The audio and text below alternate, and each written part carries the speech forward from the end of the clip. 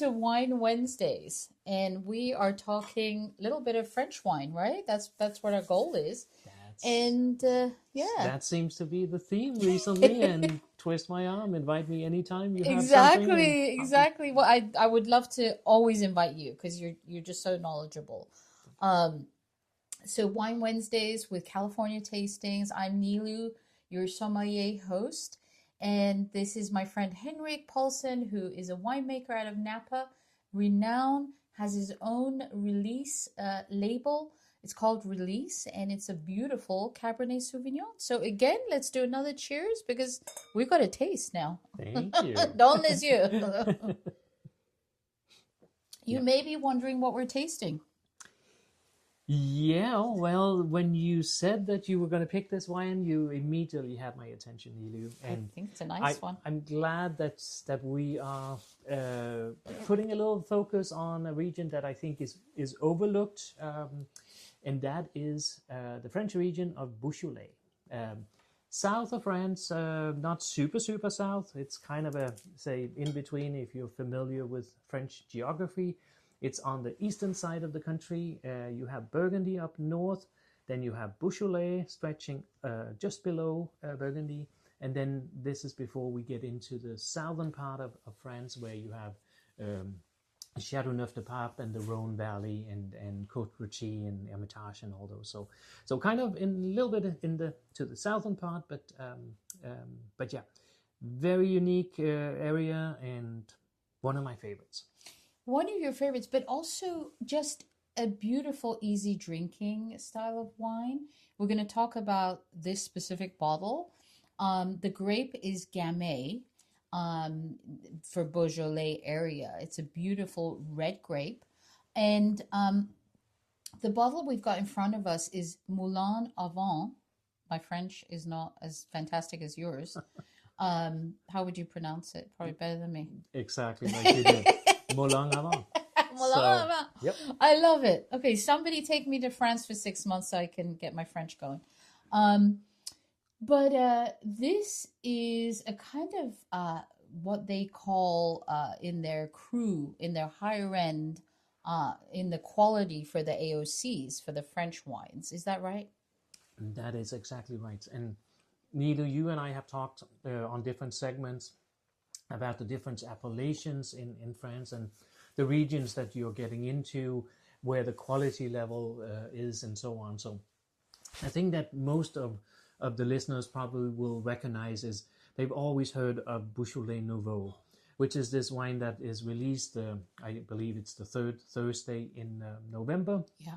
And it's a super young wine. It's from the same year as it's released. So last year we had the 2025 vintage, and it was literally just a couple of weeks old. But so interesting. There's much more to the region than, say, just these super young wines, because to your point exactly, Nilu, we have the Crus level in Beaujolais, and there's actually 10 of these Crus that produces, I have to be honest and say, significantly better wines than the Beaujolais Nouveau. Yeah. Oh, Beaujolais Nouveau. But again, like you said, 3 weeks, 2 weeks, 3 weeks into it, you're taking it and bottling it. But you really want that kind of bubblegummy, cherry, great for people that are starting their journey on wine, I would say. For you newbies, 21 and over, of course, might be a great one, Beaujolais Nouveau. But then when you get a little bit more into it and you want to try some different styles, you're still going with that Gamay grape. Mm-hmm. But you can actually go into these Crus, which Henrik just said there's 10 of them. And 4 are really big. Yeah. 4 of them. So I would say out of the 10, there's as you mentioned, there's 4 that has significantly more volume, more body to their styles than the rest of them. And Moulin-à-Vent is probably, at least to my humble palate, is probably the one that is the most powerful and the most age-worthy as well. So when we're talking Beaujolais Nouveau, not a wine that is supposed to be aging, but try a Moulin-à-Vent and give it 10, 20, even 30 years in the cellar, and you will have a magnificent bottle of wine. So yeah, it's incredible. Different styles, different soil types all over Beaujolais, and I think one of the reasons, now we're getting a little into geeky country here. We're nerdy. We like to talk about that kind of thing. I think one of the reasons that Moulin-à-Vent is one of the most concentrated wines coming out of the Beaujolais region is the soils. So soil in Moulin-à-Vent is notorious for being very low in a mineral called manganese, and that reflects by the vines are by nature throwing lower yields, so you get higher concentration, a more concentrated wine. And I think that's it all ties into a disease in the vineyards that calls chlorosis. And once you make the vines suffer, I almost don't like to use that word, but once you make the vines struggle for nutrients in the soil, it naturally brings a wine that is more concentrated. And water to a certain extent, because for sure, one thing that I feel like anybody who does gardening, they're like, well, you need to water these vines. But when you start studying vineyards and how vineyard management is done, they actually want to dry farm to a certain extent these vineyards to make the roots go down and look for water. Isn't that right? That is very correct. So it's pretty cool. And so where we have irrigation over here in California allowed throughout the state, in France, certain regions, most noticeably Beaujolais, it's actually not allowed to irrigate. So vines will be put in the ground and their roots will sink down 20, 30, 40 feet sometimes to grab up whatever moisture that they can find. And it also, I think, will make the vines sturdier.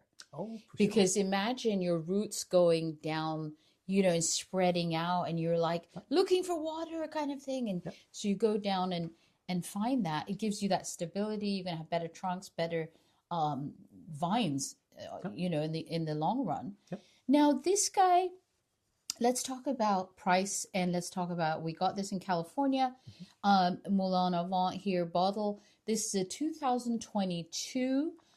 Again, the grape is a Gamay grape, and it's from the region Beaujolais, which is, as Henrik said, south of Burgundy kind of thing. I think I paid, I'm going to say $40 to $45. I can't remember. I bought it a while back. I bought a few bottles because I love it. But I think $40 to $45, you could probably find it in most grocery stores. Mm-hmm. Now, let's talk a little bit about what we're tasting and what we're picking up. The thing I just want to throw in here right now, as I hold this up to my nose, is the soil is granite-based in the Beaujolais region. So again, in another episode, we talked about Chablis and the oyster shell aromas, right, that come through. Mm-hmm. These guys, to me, I do pick up some granite, or just like some stone again, honestly. Yep. Do you pick that up? No, I do.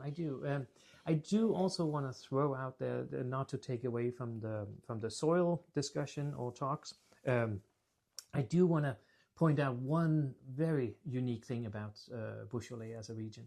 The winemaking style is made in something that's in French it's called macération carbonique. It's basically carbonic maceration, and not to get too technical here, but it's basically the fermentation starts inside the grape or the berry, and then bursts the skins from inside, versus traditional winemaking where we add berries or grapes to a tank and then we start yeast from the outside of the skins. And That so these literally pressurized tanks, because during fermentation you release CO2, and if you trap that in a tank, then you have a very, very unique fermentation process. A little bit more of that bubblegum and banana flavor coming through, y'all. There you go. There you go. I just find it fascinating. This style is specific, not specific, but mostly used in Beaujolais. Mm-hmm. And other places do seem to use it, but mostly if you think of Beaujolais, think of carbonic maceration style of winemaking. Yep. And it's a little confusing, but it's not your traditional way of making wine. It is not. Right?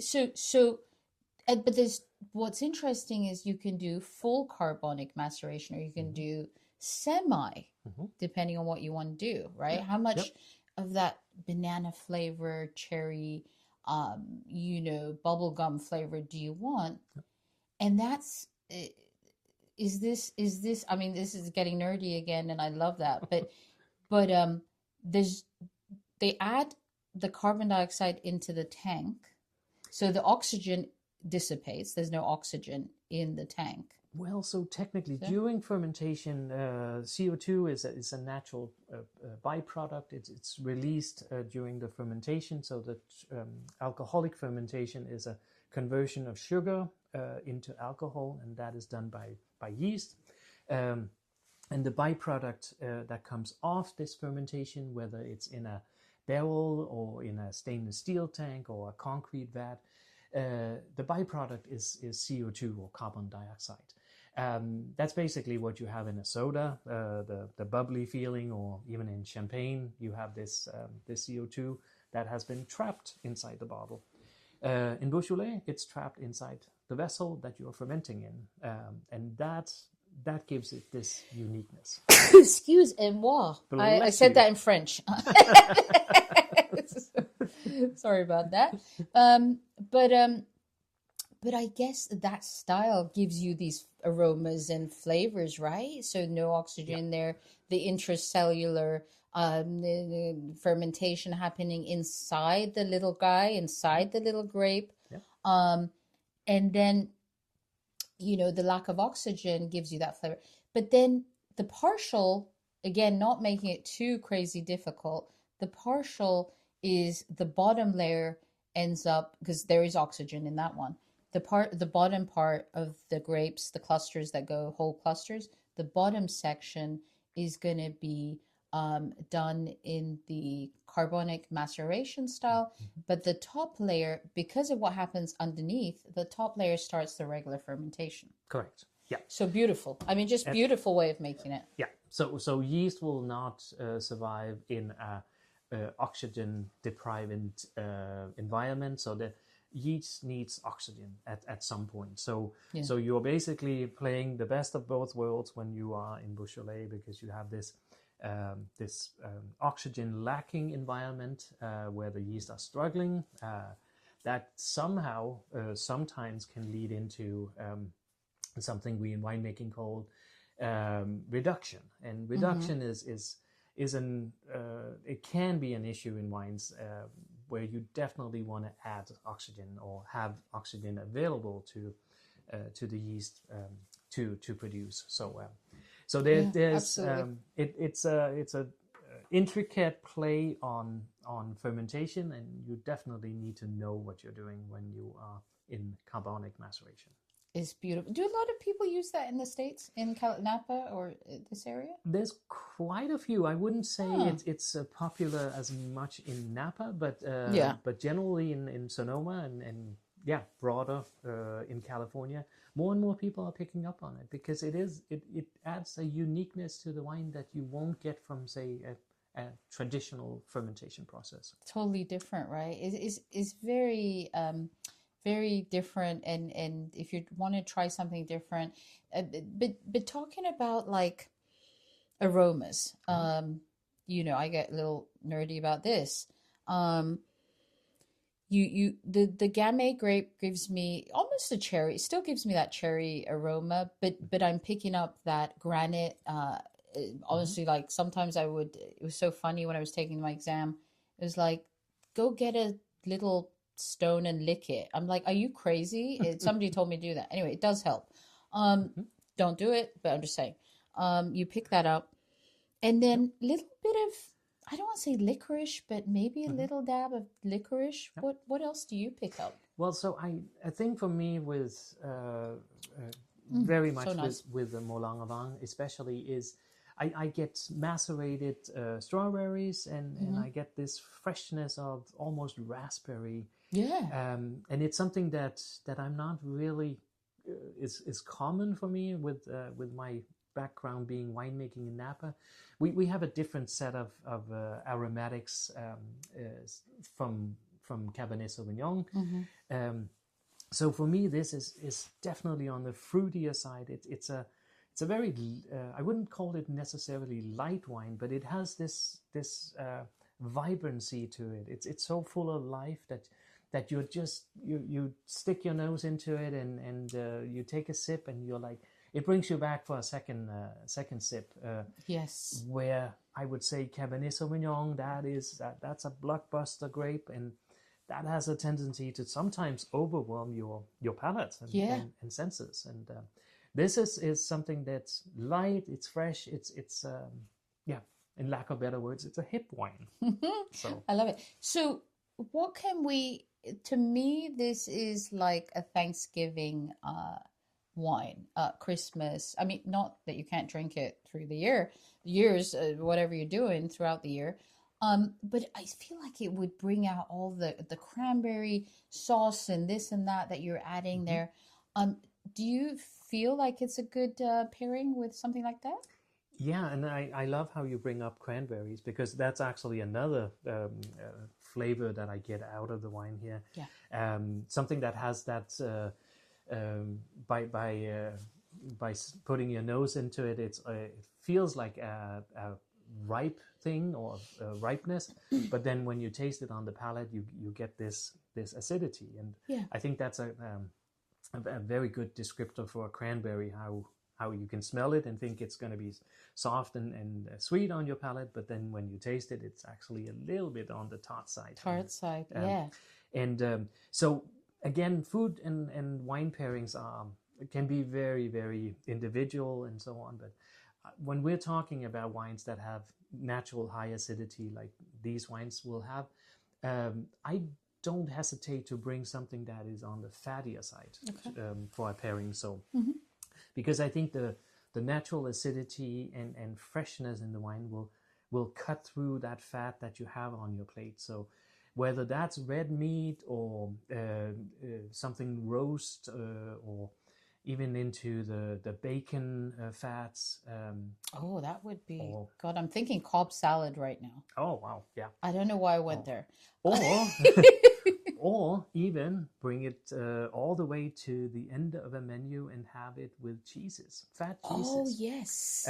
I think that will complement something that is a little bit on the fattier side. And yeah. So, question for you. Do you find this... what's the body in this? Do you find it like a full-bodied? Is it made in stainless steel and goes into a barrel? This producer in particular, I think they have notoriously stayed away from a lot of new oak. So most of it will be seasoned oak or used oak barrels. It will impact a little bit on the flavor, but traditionally, when you're talking fermentation, the most sanitary way to ferment a wine is in stainless steel. Then comes the aging process, and that's where you bring in barrels or foudre or anything barriques, different sizes of vessels that you are putting the wine to age in. But the primary reason for or fermenting grapes in Beaujolais is done under pressure. So that cannot be done in a barrel, because that CO2 will shoot out and Do they let it sit in the barrels though afterwards? Or is fermentation is most often done in stainless steel or concrete vats, and then transferred into barrels afterwards. Okay, for maybe a couple of years for the Crus? It's Moulin-à-Vent probably up till say 22 months of oak aging in barrels, and yeah. And this producer, Jean-Claude you say that? Debon. Jean-Claude Debon. The alcohol level is 13.5%. Mm-hmm. Still, for me, I don't like high level alcohol wines.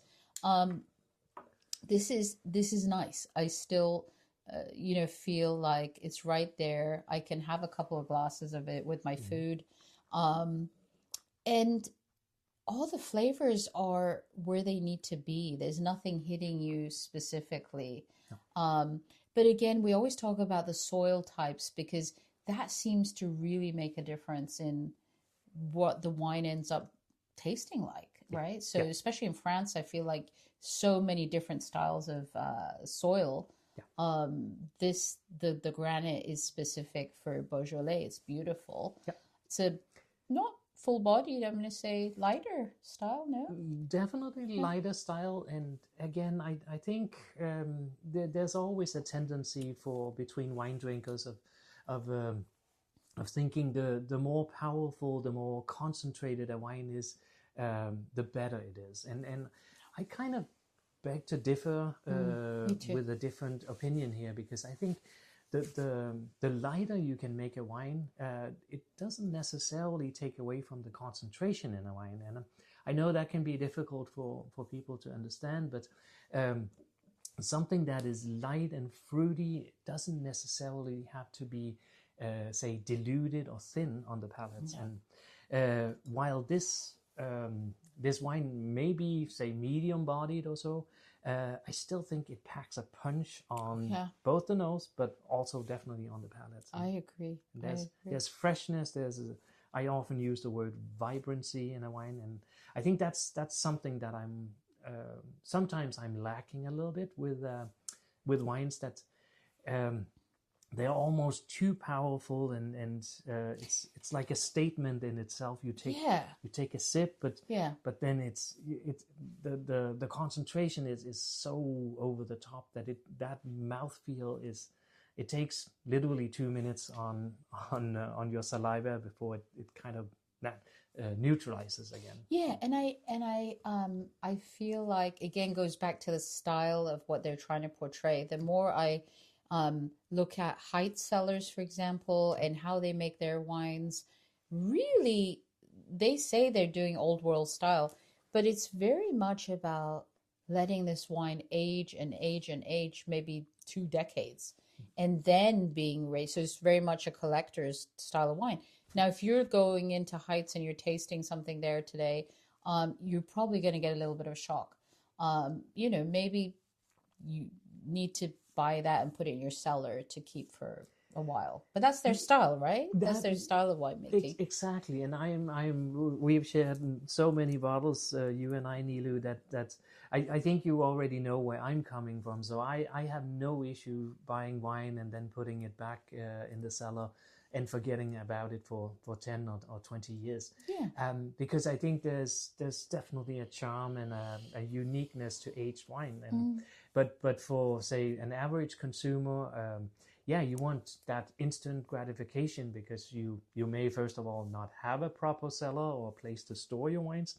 And then also, I mean, you're buying something at the retailer, a decent wine shop, hopefully, or at a well assorted supermarket, and then you go home and you prepare dinner, or the weekend of you make this dinner, and then you open that bottle. And I think, with not specifically talking about Heights, but I think their winemaking style is definitely something that benefits with aging, and those bottles, I mean, they can be magnificent. They are magnificent, but when you walk in, you have to know that, and that's the only thing I'm saying is, like, some of these, and again, going back to you guys, winemakers are magicians, the way that you come up with a style that's your own, right? And it was interesting to me when I tasted Heights that I started researching it more, and I'm like, oh, okay, I get this. This is not for drinking right at this moment. While this, the Beaujolais style, even the Crus, my gosh, we're talking 2023, 22, sorry. That's why I have to put my glasses on. Uh, you know, ready to drink and beautiful. Yep. So yeah, I mean, it's a nice bottle. And again, that's maybe something that where we have been taught or educated here in US that wines need to be consumed either early on or laid down for several years. I think that the style of Beaujolais here, especially with a cru level like Moulin-à-Vent, it can actually sits on both those chairs, and you can have something that is a beautiful showing within these 3 or 4 years of age. Yeah. But try this again in 20 years, and you will be blown away of how well it has aged. So. My gosh! So have you tasted a bottle of a Moulin-à-Vent that is like 20 years old? I have them in the back of my cellar, and really, yeah. So oh my gosh, it's I think the reason that I am so fascinated by Beaujolais is because despite it's a different varietal or different grape that we're using here, the Gamay, when I compare it to, say, a Burgundy that is made out of Pinot Noir grape, I think there's similarities in the styles of both those regions, and them being literally neck to neck or neighbor districts. But try finding an aged Burgundy at this point that is affordable. It will set you back several $100s to have something with age that is of course ready to drink. But a Beaujolais, on the other hand, it's I wouldn't call it inexpensive per se. No, I'm sure. So something that was 20 years old, and from the same producer. Do you know roughly how much we could get our hands on in the US? I would for this. Again, it's gonna. I haven't checked that out yet. I would like to say we're still in the vicinity of $100. Seriously, give or take. Yeah, it's not outrageously expensive. Yeah. Of course, $100 is a lot to spend on a bottle of wine. Sure. But somebody has kept it in their cellar and aged it under hopefully perfect conditions. And then you pick it up at, say, an auction or at a wine shop.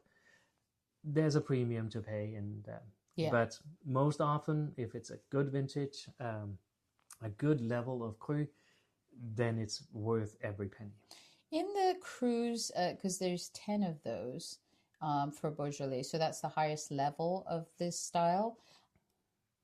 Moulin-à-Vent, and there's 2-3 other ones that are very, and I can't remember their names. Do you remember their names by any chance? Yeah, so if you were talking about, say, the more intensive style of Beaujolais, you have, if we start from the northern part of the ones that are similar to Moulin-à-Vent, you have Moulin-à